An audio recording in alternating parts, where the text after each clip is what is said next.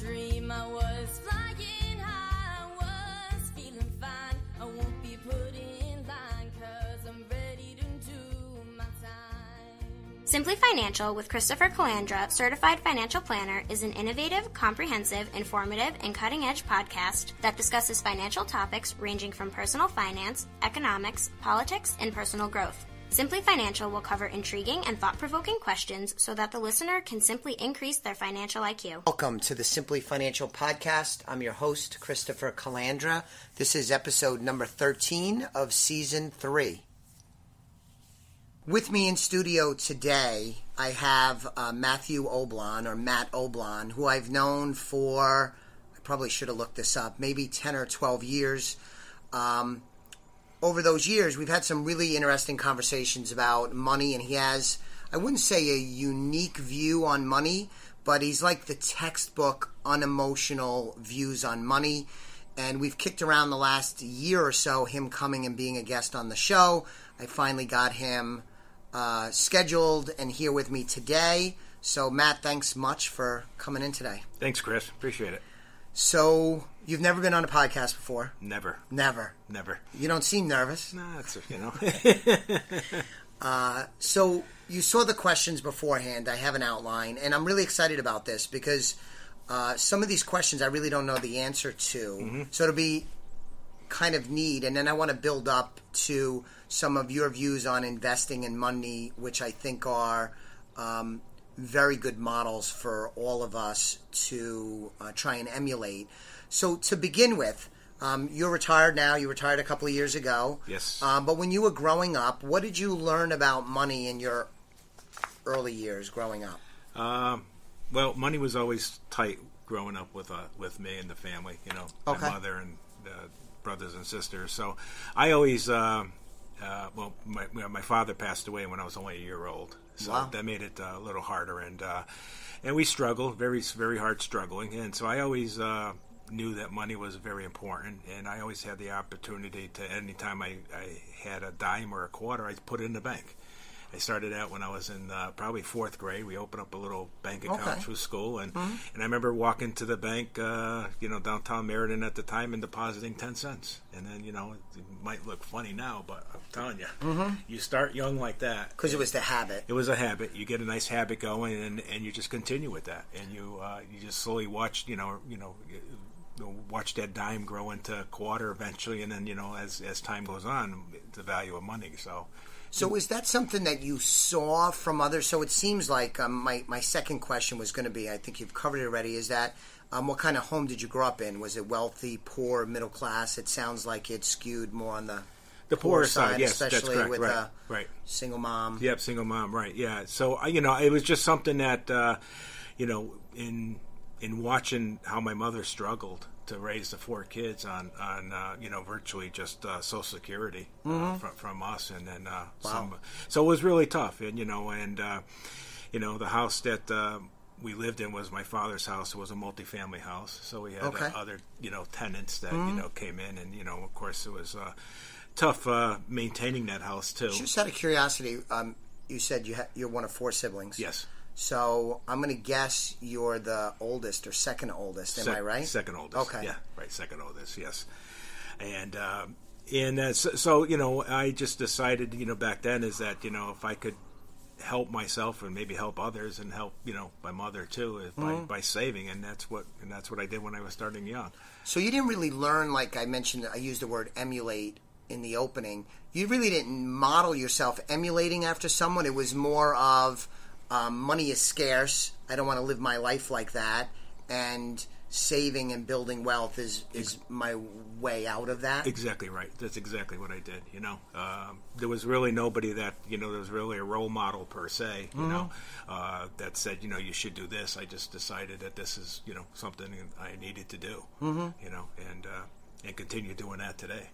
So you seem like you're very disciplined with your money. So can you speak to us about money rules that you have in handling money and accumulating wealth? What kind of rules do you live by in terms of money?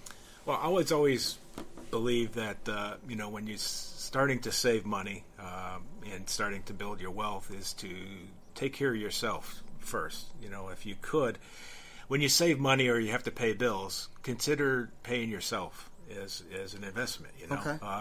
So you pay your mortgage, you pay your light bills and all that, but if you can allocate so much money every time you're going to pay a bill to yourself and put it into a savings plan or investment, that's important. I think it just gives you that extra discipline to make sure that you're also taking care of yourself into your future.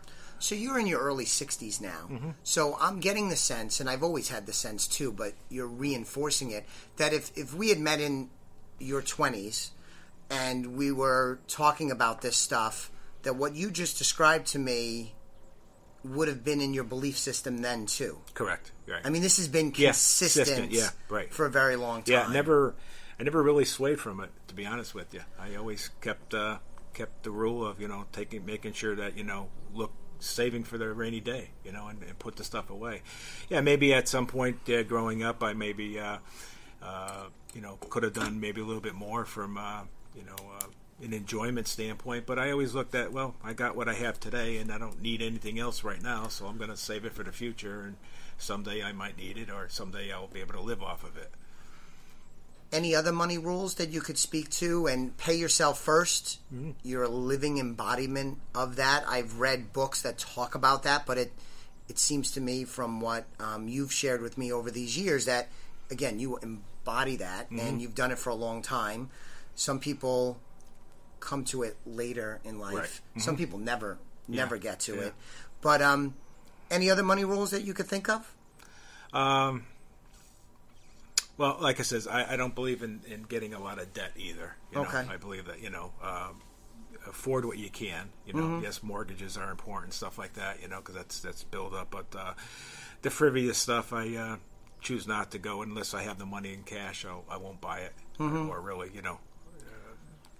go to the extreme. Just out of curiosity, there's a very popular book. It's an older book now, The Millionaire Next Door, mm-hmm. which in the financial services industry as a certified financial planner was a very powerful book because it gave the reader insights into who millionaires in this country are. And a lot of what the book talked about, it kind of defies what you would think. It's not the athlete, the actress, the trust fund baby for the Correct. most part. Right. It's more people like you that mm-hmm. live sensible lives, pay themselves first, yep. save for a rainy day, live beneath their means, mm-hmm.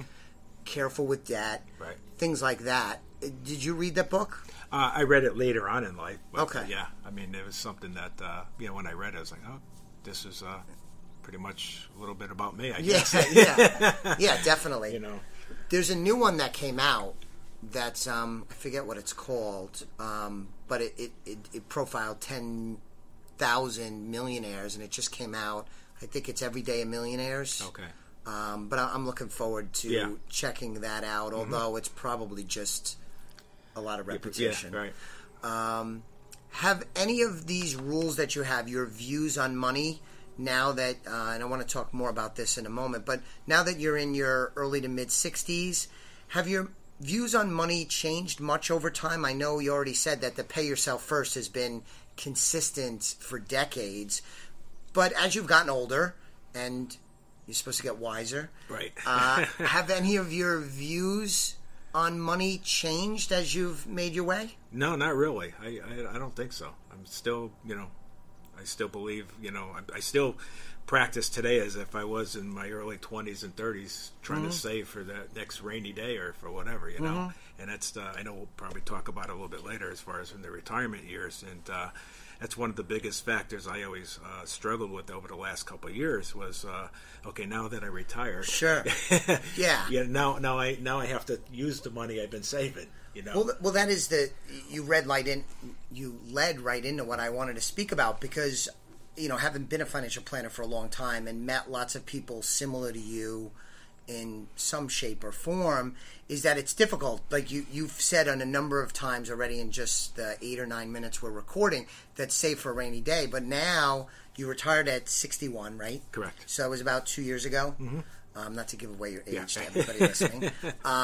So you're 63 now. So it's an adjustment. If you saved in your 20s for a rainy day, and you saved in your 30s for a rainy day, and you saved in your 40s and 50s, and now you're in your 60s and you've retired. Correct. And we're not going to give away all the nitty-gritty details, but you've done well for yourself. You're comfortable. You have a secure income and a secure retirement. How does... You mentioned your views haven't changed, but I think they kind of have to change now over the next few years, no? Yeah, I think they, in that respect, yes. In the sense that, you got, right now is what your money's working for yourself, for me now. I'm not working for money. My money's working for me, Before, you had a job and you get paid, and now, now my money's working for me, so I look and say, okay, what I need is I'll just withdraw whatever I need at the time, and I don't go crazy at it. But if you withdrew, have you withdrawn any money from your nest egg since retirement? Very, very little. Okay, so was it weird? Very weird. Because you've never done that, right? Never did. Never like did you would that. put No. in, it's essentially... Essentially, once I deposited my money, it was in the vault and never came out. Yes, and you're so disciplined. Very disciplined. Okay, so now you're not taking it out because it's raining. Right. There's no crisis. No. It's more lifestyle choice. Yeah, right, true. But that's a big... Oh, it is big, yeah. And I, like I said, for the last year and a half, I pretty much was struggling with it, Before I retired, I kept some money in cash outside of my investments just so I can... just to kind of pre-plan. Just to pre-plan, so I've been living off of that, So, and just waiting, that when that runs out, I'll be starting to tap into my investments. And, of course, you're going to have to eventually, at age 70, start taking money anyways. But, and then... be able to, do things I want to do with it, maybe, So you think you'll be able to adjust to, you retired at 63, healthy, there's, I imagine, things that you would like to do, they call it the bucket list, whether that's traveling. Right. I know you built a home down south, right. So you got some things going on. You think you'll be able to adjust and to take money out so you can enjoy yourself over however long you have on this earth, and balance out waiting for a rainy day, but also being able to fully enjoy the fruits of all this discipline you've had these many years? Yeah, I think so. Especially when I look at my investments, and then I look at the gains I have on those investments. It's like, wow, there's a lot of capital gains on those on the money there. So it's something that taking money out as it continues growing, I don't foresee really ever having to struggle ever again in my life, That's great. And I'm hopefully that I'll be able to then, leave some behind to some relatives, and hopefully get them started on the right track. You're an American success story, and one of the things I wanted to talk about too is that, I had an interesting vantage point with the kind of end of your career, because you were with a company for a long time. And by all accounts, it was fulfilling work. You enjoyed the work. You were well respected. Right. The company was successful. But then there was a significant corporate change that created a lot of stress. A lot of people were let go. Correct.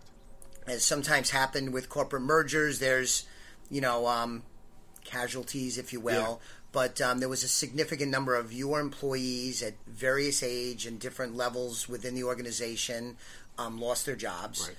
And a lot of them were hard hit. I know a lot of those people. You know them far better than I do. Good, hardworking people, and they got dealt a pretty bad hand. But one of the things that I want to model, and I think I want my clients to model, and people that are listening, is that through all of that chaos and tumultuous, are they going to do this? Are they going to do that? Who's going to be left? Who's going to be capped? All that stuff. You really didn't have a care in the world. Because you were of the right age. Right, correct. But then also, with this financial security you had built for yourself, it seems to me that one of the many payoffs to that discipline and that pay yourself first that we talked about is through all of that, you were just like, well, I'm fine no matter what happens. Correct, yeah. And that's a huge blessing. It is a blessing. It is a blessing. But like it's a blessing, but it comes with hard work and determination earlier in life. And that's what I try to tell anybody that I talk to that's younger, my nieces or